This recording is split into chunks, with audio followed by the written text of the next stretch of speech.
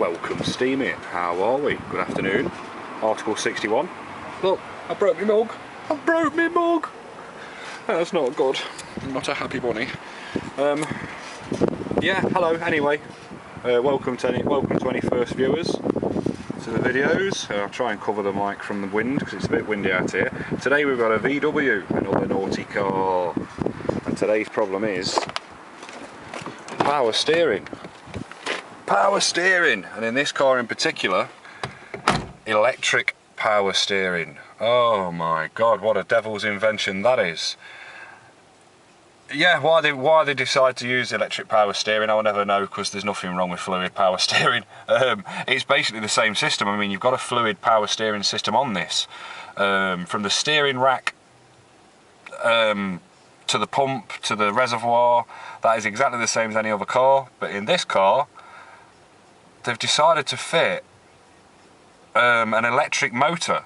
In fact, yes, sorry, no, they haven't got a pump as usual, a fluid pump as usual. They've got an electric pump, and they're a bag of problems. You've got sensors on the steering column to tell the ECUs what position the wheels are in, or the steering's in.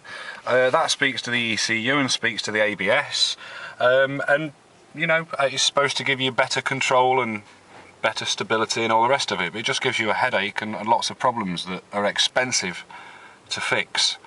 Because worst case scenario here, I'm going to end up changing this whole steering column. That's pretty poor. That's pretty bad design. Good for the makers because they earn a shed load out of it, and the mechanics in like a VW garage. This person would get charged, man, £500 minimum for this job.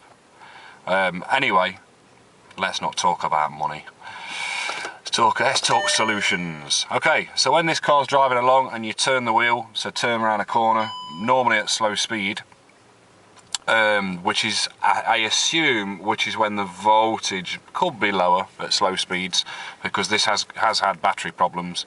I'm recharging the battery at the moment. I'll explain that to you in a bit. But anyway, so it could be battery related, it could be power related, because another clue is it's at low speed. I'm getting no warning lights. Again, I've plugged the OB2 in, and I'm getting no ECU fault codes or anything like that. So yeah, as good as, I mean, aren't cars fantastic these days?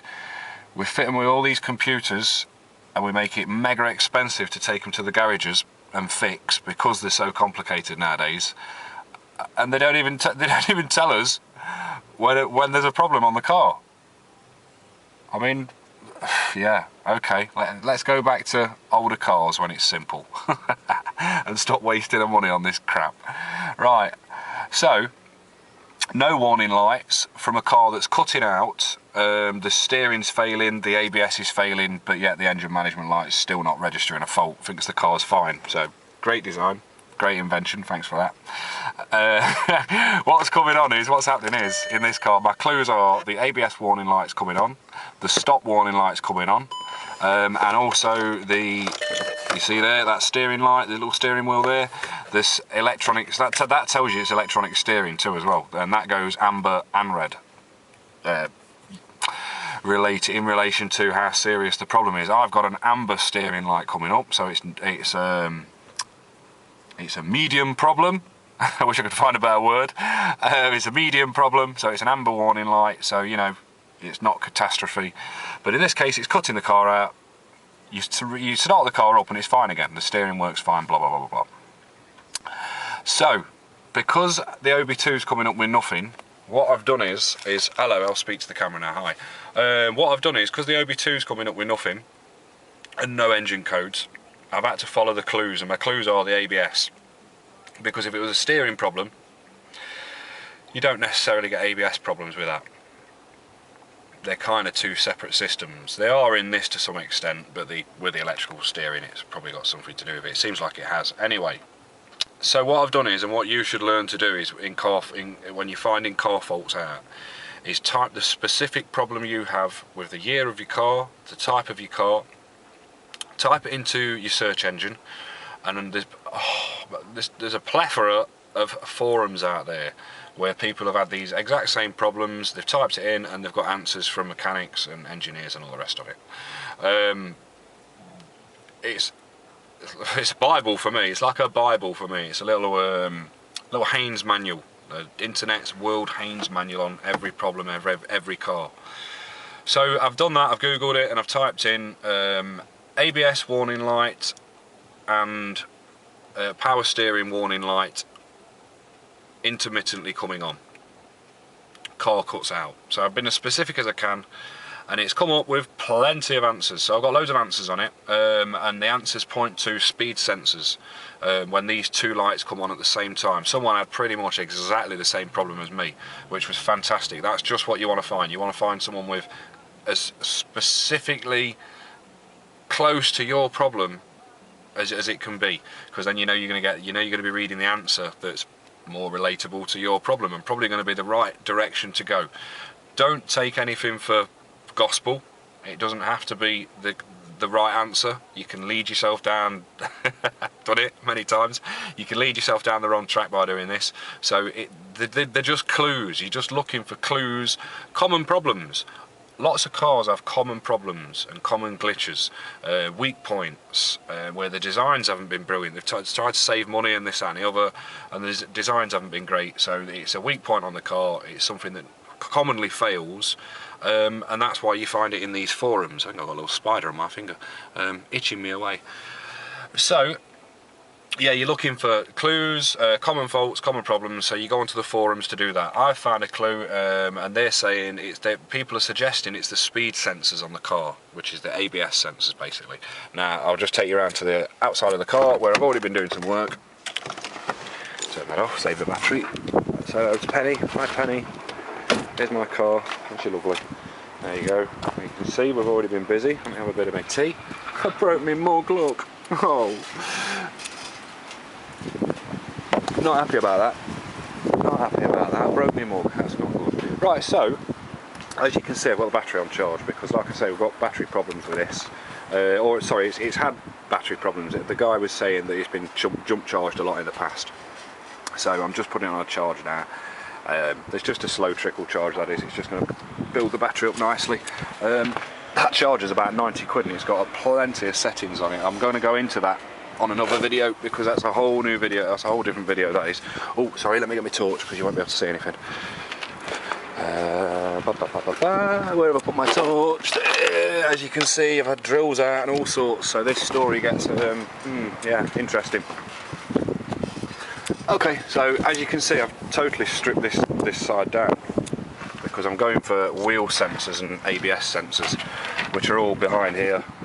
This is obviously your hub, which is attached to your wheel and all the rest of it, blah blah blah. Use axle stands, obviously. Let me say that first. Use axle stands. Don't be a numpty. Be safe.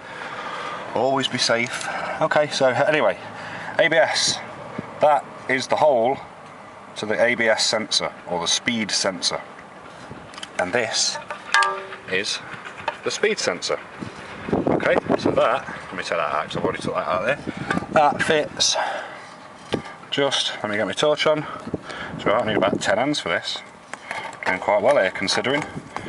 Right, okay, I'm just getting this camera right. Sorry about this, guys. It's quite difficult. As you can see there, I think I can't. There we go. Right, sorry about this. Right, the ABS sensor. Oop, hello, Torch. How are you? Torch wants to get in on the action. Say hello to Mr. Torch. Right, okay, as you can see I'm struggling because I need about 20 hands for this. That fits in there, there's a little Allen key bolt there.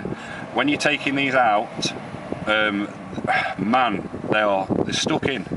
I mean, they've been in since the car was built, so the rust has got around it, and they're pretty tricky to take out. You've got to get a screwdriver just down onto that bit there and literally just wiggle and wiggle and wiggle really slowly, really gently, and she pops out like that. So okay, so down there you can't really see much, there's not much to see, but what you've got, which I'll explain on the other side, is a castellated rim that goes around your wheel bearing. And this, I'll put the torch down now, and this sensor reads that castellated rim. And I'll tell you how it does that anyway. So okay, this is the sensor in its complete form. There you go, plastic. It's got two wires into there that are not connected up.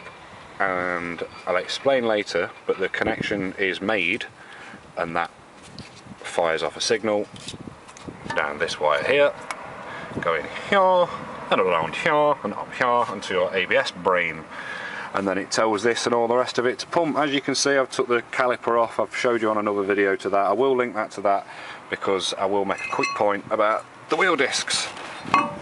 Wheel discs, there you go, say hello wheel disc. Once you've got your caliper off, that is just one screw to undo that and take that out. So if you've got wheel discs that need replacing, please do them yourself. It is literally, it's that. That's all you have to take out. That there, a torque headed screw, give that a tap, that will come off, your disc is off. When you're looking at discs and inspecting them, you're inspecting them for cracks. If they're blue, that means they've overheated, so that's not a good sign either. You'll probably want to replace your disc if that's happened, because you'll have heat cracks that are inside the metal that you can't see. Rule of thumb is with cracks, if it's I think it's if it's more than half the distance, but I mean if you've got one that goes from top to bottom, replace the disc. You don't want to be dealing with that. You'll always have a few ridges and a few bumps. That's just the grooves of the pads and what have you, the dirt that gets inside them and the stones that gets inside them, but don't just like I say, just that's nothing to worry about. As long as it's not too bad, it's nothing to worry about. This one's a little bit ridgy, but yeah. On this, you're looking for a lip there and how big the lip is. You can feel it there, because if I was to slide a 10p piece, it would hit that lip and it wouldn't be able to go over the edge. Okay, so if it's as thick as a 10p piece, that lip, then you want to be replacing the disc, but really you're going on the thickness. There you go. As you can see, one side's thicker than the other. That could be due to many reasons. Weight. It's not because it's been worn down that much, I'm sure it's not. Because the original thickness is obviously left on there with the lip. That will just be for purposes of the piston, where the piston is on the caliper, because you've only got one piston on one side. So there'll be more pressure being put on the thicker face of the disc. So that's just why that's part of the reason. You've also got vents here to help the disc cool down as well. So it's good to check these vents and these little ribs here and make sure they're not cracked. There's not much else to check on these. You can give them a tap with a metal bar, and if you get a ringing sound, that's good. If it's, if you get a clunking dong sound, then that's not good. But that's a little specific. Always give this a turn. Make sure your wheel bearing's all right, but that's best to do when the disc is on and all the rest of it, because you've got a bit of leverage there to help magnify the. If there's any wear in the wheel bearing, if you've got a disc on and the disc is obviously a bigger diameter than that, and even with the wheel on's better, and raise the wheel off the ground, the bigger the diameter, the more it's going to magnify any faults inside here, and you're going to be able to notice a slight knocking, a slight to and fro when you push back and forward. Anyway, we're getting off the subject because we're on and I'm running out of time, and battery. All sorts of problems. I'm having another slurp of tea. There's always time for tea, always time for tea. Never go to war without a cuppa. Okay, so I've showed that's the sensor from the other side. Fantastic, came out hunky-dory. I'm okay with that sensor. There's no obvious faults with it, so we're looking for clues at the moment, like I said, because there's nothing definitive to tell us what the problem is here. So as you can see, this one hasn't come out so well. It hasn't survived the removal process, unfortunately.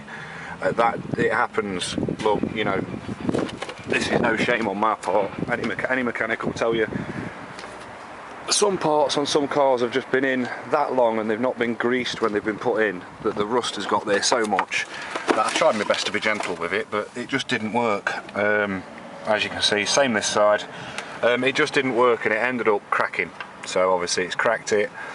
I assume there's a possibility that the rust has got to this already and cracked it, and the rust has got into these connections. Maybe that's what I'm hoping. Oh, sorry if I was a bit close to the mic then. Blasting your tabs out. Anyway, regardless, it's snapped, so I've got to replace it now anyway. So it is what it is. There you go. So fingers crossed. That is the problem anyway, so I'm going to refit another one. The problem was with this though, obviously there's half of that hasn't come out. So where's the other half? Ha ha ha, yes, she was stuck in there. So I had to get the drill out, and I had to drill that piece out. So all that's down there, like I say, it's solid metal. It's kind of solid metal down there. You can't really do any damage. Be careful, do you know what I mean? Don't sit on the drill and push it all the way down and start drilling into your hub. That's yeah, you're only going through plastic, so you'll notice the difference anyway in sound and feeling. Right, okay. Anyway, let's get on with the ABS fix. I want to give you a little description of how it works. The ABS sensor, yeah, where are we? Ah, there we are, in the camera there. That sits inside that hub. I've already shown you that. Now, inside that hub normally is a castellated edge, let's call it, which is like that. And I mean castellated because it looks like a castle. I hope you can see the design I've done on this inner rim. But that's inside the hub, and that spins around as your wheel spins, yeah? So this turns, this turns, this turns.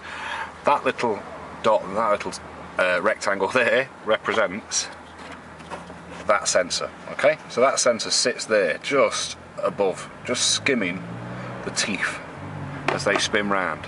Now, what an ABS sensor does, every time one of those high points goes past our sensor, it activates the sensor and it makes the connection. Now, I assume that's done because of a magnet in there. I can't think of any other way that would be done.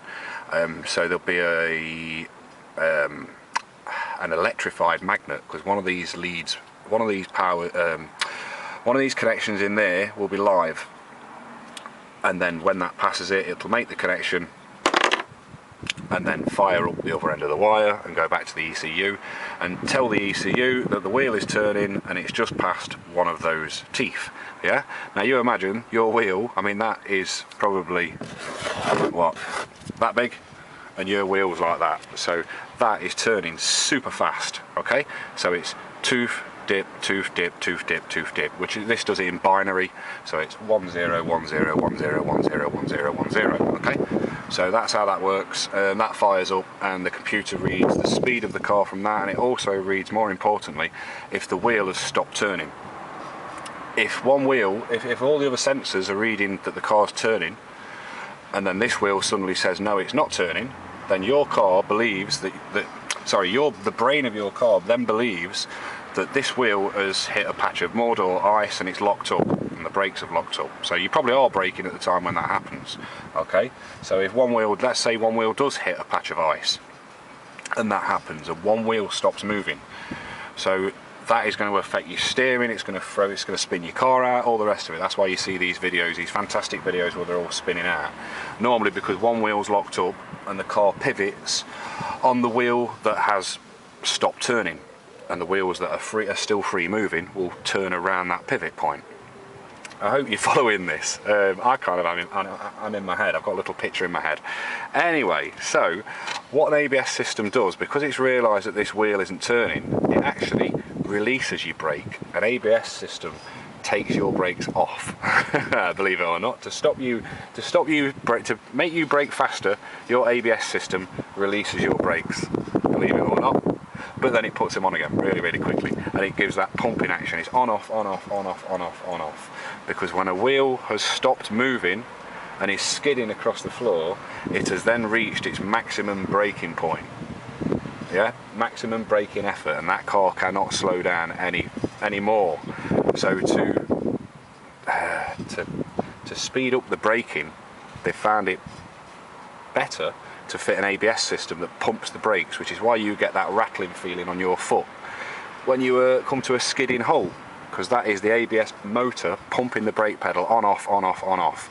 And the clever computer inside it, if you've got a clever little gizmo inside it, which they all have on the ABS systems, which I'll show you where that is on this car as well. That is down there. That little motor there will pump fluid through 1, 4, 2, 3, depending on which brakes need it, will pump the fluid on and off through this to the particular brake that's got the problem, that needs slowing down or needs releasing or whatever. Yeah, so that's how that works. That's why you've got 4 separate pipes coming in from there. And there's your ABS. Very clever little device. So I just thought I'd go over that. I think that's about it for this car. Yeah, I'm going to fit that sensor in. I'm going to take this sensor off. I've got my new one. Partsman's bin. I've got my new one there. 40 quid for that. £40 for one sensor. Ouch. So yeah, there you go. I think I've covered everything now. That's cool, I've done this in one video, I'm chuffed with that. Right, happy days. I'm going to fit this, put the wheels back together, go and take the car for a ride. Hopefully this has fixed the problem. If not, I'm just going to have to start getting multimeters out and testing the feeds to all these wires while they're in operation. Yeah, I'm just praying it's not going to be the electric power steering problem. Oh, Peter, by the way, before I finish, sorry for not being able to do the timing belt video this week. That customer never came down in the end, so the timing belt's going to have to wait, I'm afraid. Yeah, I think we're pretty much there.